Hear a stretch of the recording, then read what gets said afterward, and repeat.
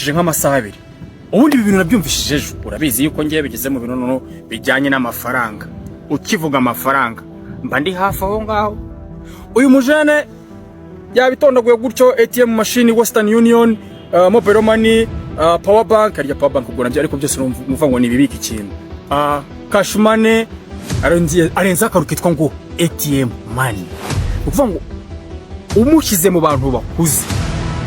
dushaka twamwita umwego cyareka nkubwire ngewe kuva uyu munsi nzajya mvuga Prophete Joshua naba mbishaka naba ntabishaka nayuye ibi byo noneho bimaze gufata indi ntera kandi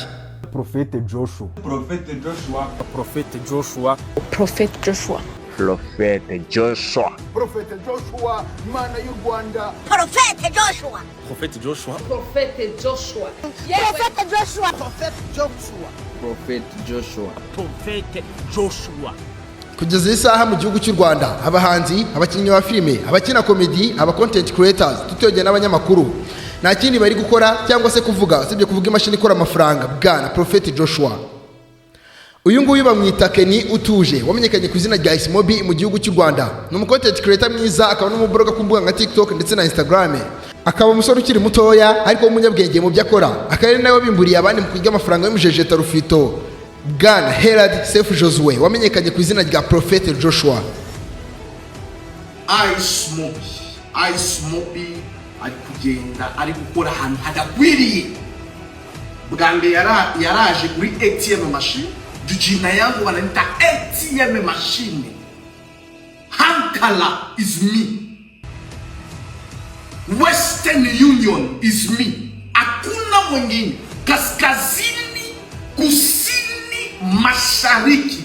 I'm not joking is a reality so yagiye kuri ATM machine agakanda password nayo ikibazo singe mwumve hapa Joshua umukire wa mbere ufite yenda ribaje gutuma nafata ikibanza cyo gutuma mizo ndabro diri kibanza cy'undi ariko Prophete Joshua ibintu wavuze kuntu biremereye ntabwo wera amafaranga wamaye ku itariki 20 z'ukwezi kwa kane umwaka wa 2026 nibereye ku rubuga rwa Instagram nibwo nagiye kubona mbona video uyu mugabo ubwe yemera neza yuko umuntu wese uramuvuga ku rubuga rwa Instagram cyangwa se ku mbuga nkoranyambaga hose muri rusange harimo hasaga 200,000 apfa kubakurikirwa n'abarenga 100,000 yongera amati niwongera ndaguha ndi niwongera nanone nguha ndi kugeza igihe urambiriwe gufata amafaranga ya ATM machine atajiri money machine Visa card Western Union Remit mu kiganiro gitangazamakuru The Choice Live ku Isibo TV yaritoye abwira abanyamakuru batatu b'abahanga birenze kwemera kwa muntu mu gihugu cy'u Rwanda aribo Philip Peter Babu Rwanda ndetse na Freddy Musoni kashobora kubahemba amafaranga y'ubuzima bwabo bwose abahembera kumuvuga gusa uziko ngenda nakwishura ntabwo bizi reka nkubwire ikintu reka ntitugende gahoro ibyo uri kuvuga ngenda naguhemba iminsi yose yo kubaho kumvuga gusa ngenda nakwishura ni umugabo ukunda kugaragara ku mbuga nkoranyambaga avuga amagambo agaragaza neza ko afite amafaranga arenze ibitekerezo bya muntu utuye i Rwanda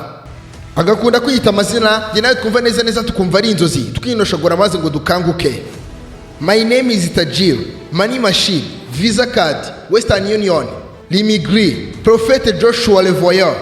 ndetse n'andi mazina menshi cyane agiye atandukanye akarenzaho amagambo atera imbaraga buri wese ukoresha imbuga nkoranyambaga apfa kubakurikirwa n'abarenga 100,000 ati nkuhaye challenge umvugeho gusa ubundi nkundagazaho amafaranga kikurenge Remitly Prophet Joshua Le Voyeur ese ubundi uyu mugabo ni gatiki amafaranga tuzayakura he ku buryo yirirwa atanga amafaranga buri munsi ku mbuga nkoranyambaga ibibazo byose wibaza kuri Prophete Joshua uzabisobanukirwa neza wumvishe ibyegeranyo 5 bicukumbuye namukozeho nkuhaye ikaze mwisi y'ifaranga rivuga birangoye kurusha andi majwi niba ari ubwa mbere wari wisanze mu murwa mukuru amakuru agezweho n'ibyegeranyo mu Rwanda icyo usabwa ni gukanda subscribe ugafungura akazogera kugira ngo uzakomeze gutungurwa no gusobanukirwa na byinshi cyane bimeze nk'ibicanganye kuri isi nzima dutuye mu cyegeranyo cy'uyu munsi tugiye kurebera hamwe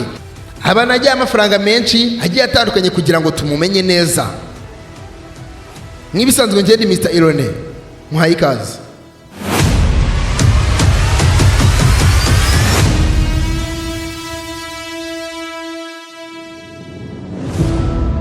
turi ku itariki ya mbere z'ukwezi kwa mbere mwaka wa 2025 ubwo hari igitaramo cya The New Year Groove, igitaramo ngarukamwaka gitegurwa n'uwo bita The Ben ndetse na timu yiwe. Muri icyo gihe Prophet Joshua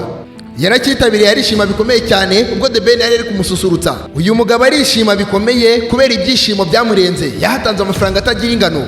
Abari inoti za 5 n'iza 2 paka miliyoni 2,100 byuzuye, ayanaga ku gitambaro cyari aho ngaho gikikiwe n'ababawunsa.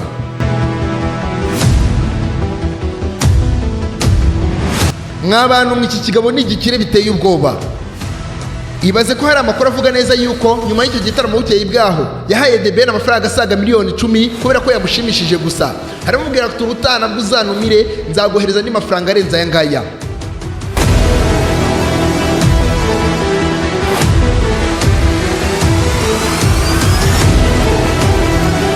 Tariki 29 Kanama mwaka wa 2025 uyu mugabo Prophet Joshua yagaragaye mu gitaramo cyo kumurika album Vibranium ya Platini P ndetse n'uwo bita Neri Ngabo.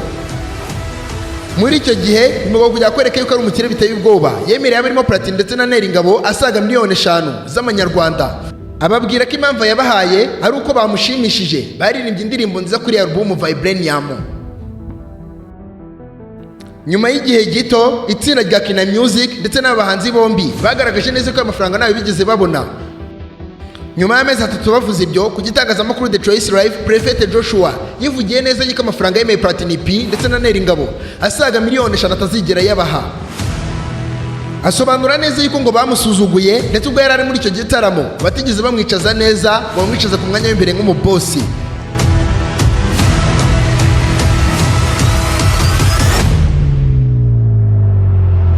Mu minsi yashize ngira ngo amakuru twagiye tubona nuko Kevin Kade yakora igitaramo mu gihugu cya Uganda ndetse twamubonye yakirwa neza n'abakobwa beza mu gihugu cya Uganda. Muri iyi minsi ubwo yari muri iki gitaramo uyu mugabo bwana Prophet Joshua yari ari mu gihugu cya Uganda, amenyeshwa amakuru yuko ari umunyarwanda waje kuba watamira mu gihugu cya Uganda Kampala mu mujyi. Maze icyo gihe yahise ahasesekara mu buryo bukomeye cyane, ahageze asanga ni icyamamare Kevin Kade. Kuri pana ndetse nagaragaza ko ari umujejeta rufite wahageze. Yabariye uyu mugabo Kevin Kade amafaranga atagira ingano, yamubariye inote za 5, amabare z'igihumbi, amabariri za 2 zirashira, naho ibyo bidahagije amusinyira na sheke y'amafaranga atari makenya.